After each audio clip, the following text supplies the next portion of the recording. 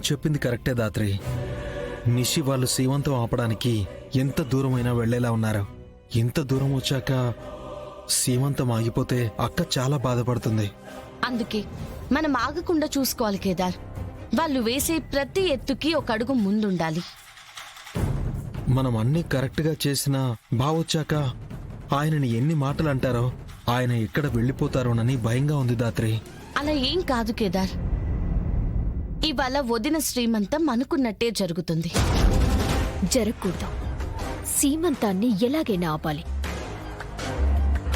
నా కూతురుతోనే నన్ను ఎన్నెన్ని మాటలు అనిపించారో చూసుండా మనీషి.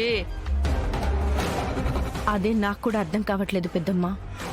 కేసు పెట్టింది వాళ్ళు. వాళ్ళ వల్ల భర్తకి దూరమైంది. అయినా కూడా వాళ్ళకే సపోర్ట్ చేస్తుంది. ఎందుకు? అసలు వాళ్ళిద్దరు ఇంట్లో వాళ్ళని ఎలా మాయ చేస్తున్నారు? మనం అలా ఆలోచిస్తూ ఉంటే వాళ్ళు వచ్చిన పని చేసుకొని ఆస్తి మొత్తం తీసుకొని వెళ్ళిపోతారు. సీమంతం కాని జగదాత్రి కేదార్ జరిపిస్తే నువ్వు అన్నదవ్వటానికి పెద్దగా టైం పట్టదు. ఇప్పుడు ఏం చేసి సీమంతాన్ని ఆపగలవమ్మీ? సీమంతానికి కుర్చీలు పూలు తెచ్చి ఏర్పాట్లు చేస్తే సరిపోదు కదత్తయ్య.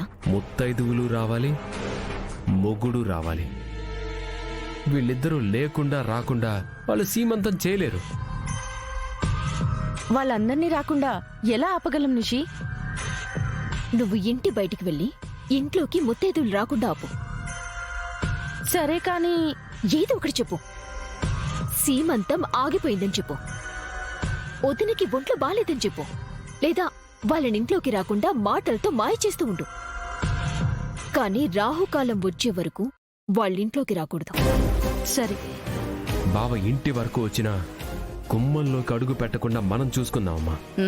మన మాటలు వాళ్ళ ప్రేమని చంపేయాలి. వాళ్ళిద్దరి మధ్య కలవలేనంత దూరాన్ని పెంచాలి. అట్ని ఆపోడా. నువ్వు బయటికి వెళ్ళి కాచి, మేము లోపల మేనేజ్ చేస్తాం. సరే నిషి.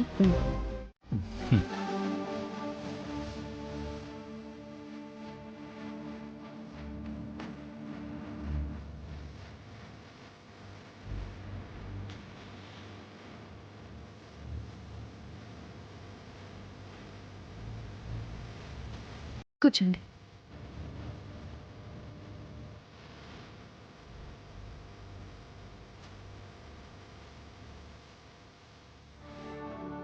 చూసావా వాళ్ళ ఓవర్ యాక్షన్? మనకి కోపం తెప్పించాలని కావాలని ఇదంతా చేస్తున్నారు. ఎన్ని చేసినా ముత్తైదువులు లేని సీమంతం ఎలా చేస్తారో మనము చూద్దాం యువరాజ్. ఇంకో 15 నిమిషాల్లో రావుకాలం వస్తుంది. ఆలోగా ముత్తైదులు రారు, సురేష్ రాడు.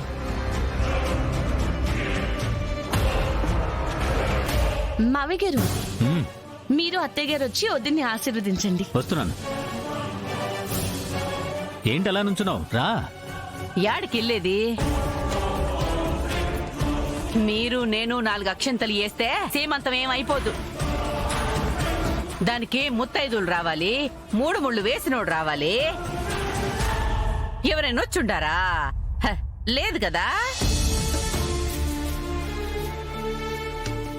ఫంక్షన్ కి టైం అవుతుంది. ఏం వెళ్తారులే పిన్ని. మీ అబ్బాయి బాగున్నాడా? అట్టంటప్పుడు ఇది సీమంతం ఎట్టా అవుతుంది?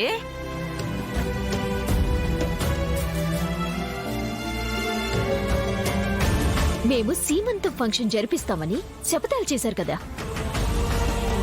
15 నిమిషాల్లో రాహుకాలం రాబోతుంది. ఇప్పటి వరకు ముత్తైదువులు రాలేదు. సురేష్ అన్నయ్య వస్తాడో రాడో కూడా తెలియదు. ఇదేనా మీరు చేసే సీమంతం? ఇదేనా మీరు చేసే ఏర్పాట్లు? నిషి, ఒకసారి నేను చెప్పేది విను. ఏందమ్మి వినేది? ఇట్టాంటిదేదో అవుతాదనే సీమంతం వద్దు వద్దని నెత్తి నోరు కొట్టుకొని చెప్పుండా. ఇన్నారా? లేదు కదా. సీమంతం జరగాలి, సంబరాలు చేసుకోవాలి అన్నారు. ఏంది మీరు మేము కలిసి చేసుకునేది? 4 కుర్చీలు, 3 మూరల పూలు, 2 ఆశీర్వాదాలు కాదు సీమంతం అంటే. మొదలుపెట్టిన దాన్ని ఎలా ముగిద్దాం అనుకుంటున్నారు? సీమంతం జరగకపోయినా పర్వాలేదు కానీ ఇలా మొదలై ఆగిపోతే ఇంటికి, వదినకి, వదిన కడుపులో బిడ్డకి ఎంత ప్రమాదం. ఇదేమైనా ఆలోచించారా? లేదు. వాళ్ళు తానా అనటం, ఇంట్లో అందరూ దానికి తందన అనటం. సరిపోయింది. పక్కింటి వాళ్ళని ఎదురింటి వాళ్ళని జగదాత్రి సిస్టరే దగ్గరుండి పిలిచింది. వెళ్ళాలమ్మా, టైం అవుతుంది. అప్పుడే ఏం వెళ్తారు?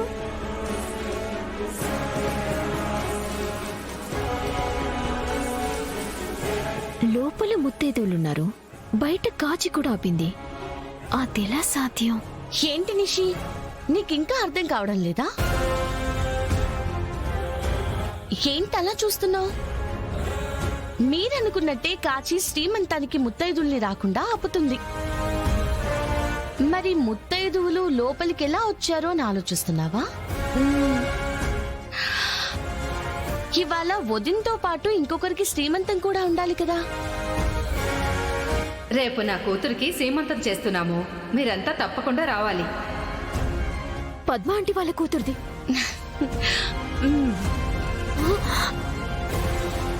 ఇప్పుడు కాచి ఆపింది పద్మ ఆంటీ వాళ్ళ ఇంటికి వెళ్తున్న ముత్తైదువుల్లా?